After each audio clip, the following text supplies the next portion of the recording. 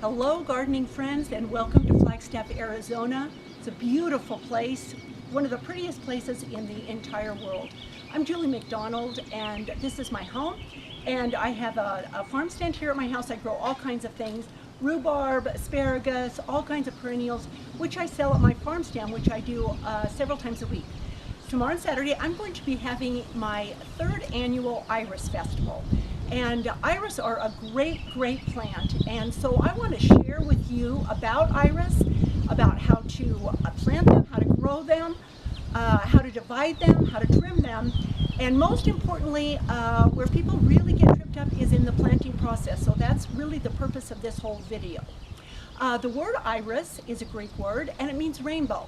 And nothing could be more appropriate for a plant than for this plant than rainbow, because it comes in a huge variety of colors. There's no other flower that has as many different colors as the iris.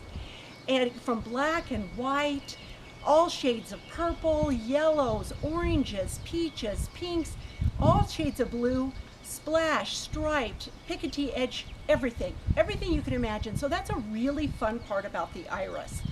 There's many other great attributes as well as the color. Beautiful foliage. I'll bring up a plant here right now so you can see one. Most people know what these are. You can be working with this one right here. So it has beautiful sword-like foliage that comes up early in the spring and stays really quite late. So it's one of those plants. Some flowers, the flower is pretty, but then you're dealing with some really ugly foliage. Not the iris. It's pretty all year, and it's a nice contrast to other kinds of garden plants that you might have. So it is really makes a nice accent plant in the garden as well. So with all that being said, let me show you how to divide an iris. Now this is confusing to people, and it is super easy. So I got a clump. This is a clump I got from my friend David this morning. He has hundreds of iris, and that's what I brought in a lot for my Iris Festival. And so I'm going to show you what to do to divide them. Now this clump is probably not very old. Sometimes you can get a clump that is really old and really just intertwined together. But this one is not too bad. But this is what you do. Let me turn it around here so you can see a little bit better. So this one's just going to come right out, I think. There we go. And then you take the rest of the clump. You can see how David just cut this. And you just sort of wiggle them like you would almost Legos. And you just kind of wiggle. It always helps if they're moist. When you go to dig them up, you just go behind the iris and you pop them right out of the ground. Always, anytime you're moving a perennial, you want to wet the ground a couple of days before you do it so that you can just dig more easily. And you also want to hydrate your plants well too. That will help them. There we go. So you can see how easily that came out. Has these nice roots. Now, sometimes you might find that you have a clump that just won't move. It's so tight, and you can do this with daylilies too. They're so tight you can't get them apart. And this is what I do with them.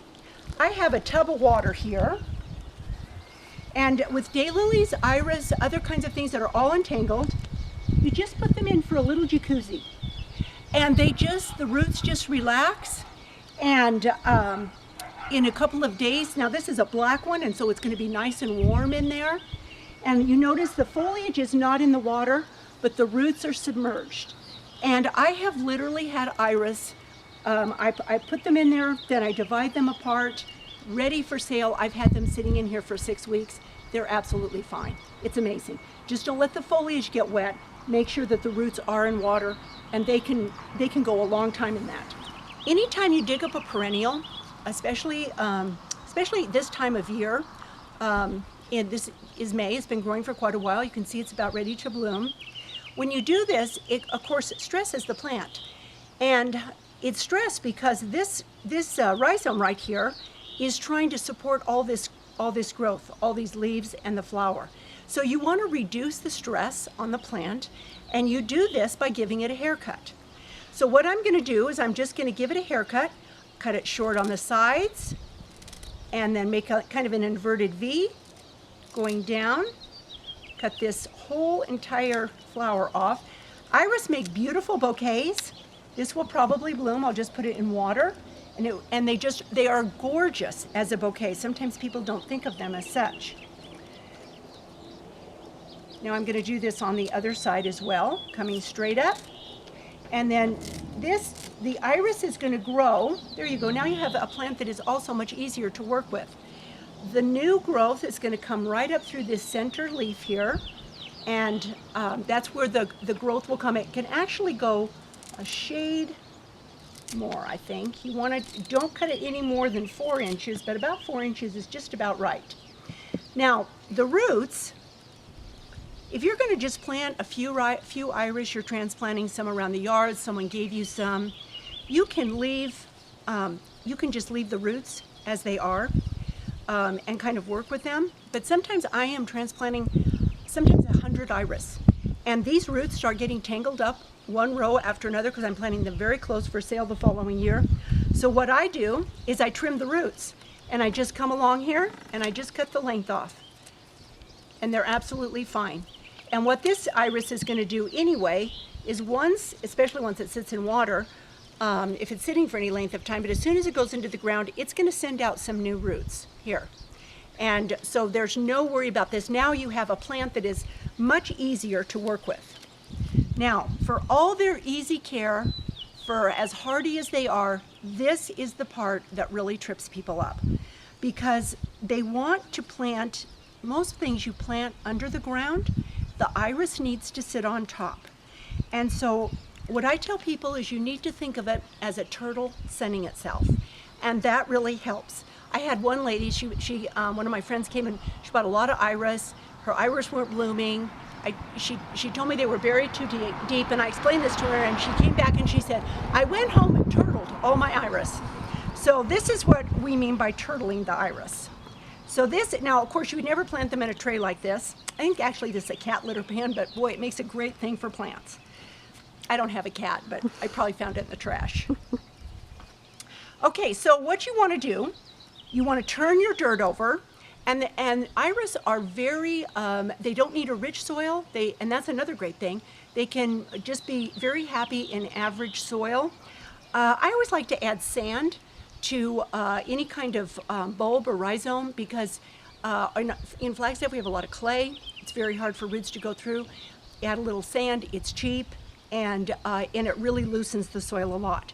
So you're gonna stir up your dirt in your yard, and then you're gonna make a little mound, kind of like this, kind of a little hill with a trench on either side. You're gonna set your iris on top of the mound, like so, and then you're gonna fan out these roots down into the trench, all the way around, like this. Then you're gonna come in and you're gonna cover. You wanna make sure all the roots are covered. You're gonna do it on the other side. And you can see why it's easier if they're cut. There we go. And then you're gonna give it a good drink of water. And after you water it and you let the soil settle a little bit, you're gonna see. Now, see how this root is exposed? That's a little bit too shallow there. So you want to make sure the roots are covered with the rhizome exposed. So just like that. So this is what just throws people, is when they see this sitting on top. I have a funny story. I have 2 sons who love to garden. One son does not. I have 4, and I have a daughter too, and she's sort of in the middle. My one son who doesn't like to garden, I built him a little flower garden this year. Gave him some daylilies, some peonies, planted a lot of daffodils, and some iris. And so we went to New Mexico on a family vacation with all 16 of us. Just came back this last weekend. And my son on the way home said, Mom, what do I do? There's something in that garden, and it's just like laying there on the ground. And do I need to do something? And I'm just laughing. I said, no, it's fine. He said, well, what's it going to do? Is it going to like pull itself down? Are the roots going to go down and it's just going to pull itself under the ground? And I just burst out laughing. I said, no, they have to be on the top of the ground. I said, just leave that iris alone. Don't touch it. Don't touch anything in there. I'll take care of all of it. So, but that is just, here is a novice gardener who is bothered by seeing it sitting on the top. Now, the other thing I like to do is I like to plant, and this is just me, I don't even know if this is true or not, I like to plant the rhizomes facing in the direction that they're facing the most sun. The iris is going to kind of grow this way from behind the rhizome, so you want this to have the most sun. So I have all mine facing south. Some that I'm doing in the neighbor's yard facing east. So that is just something I think, well, it certainly can't hurt and it might help.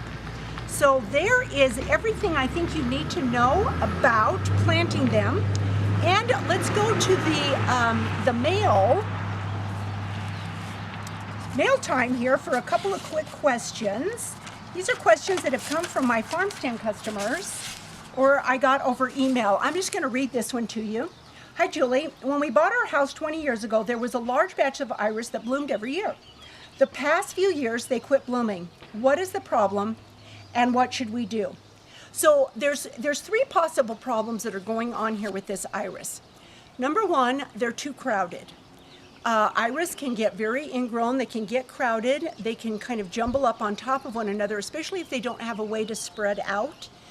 But I'm guessing, I've seen iris down in Oak Creek Canyon, in Sedona, from the old homesteads. These iris are over 100 years old, they've never been divided, and they're blooming every year.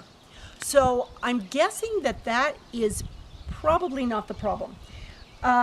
The second thing that it could be is 20 years ago, when they moved into that house, there might have been a small tree in the yard, not creating a lot of shade.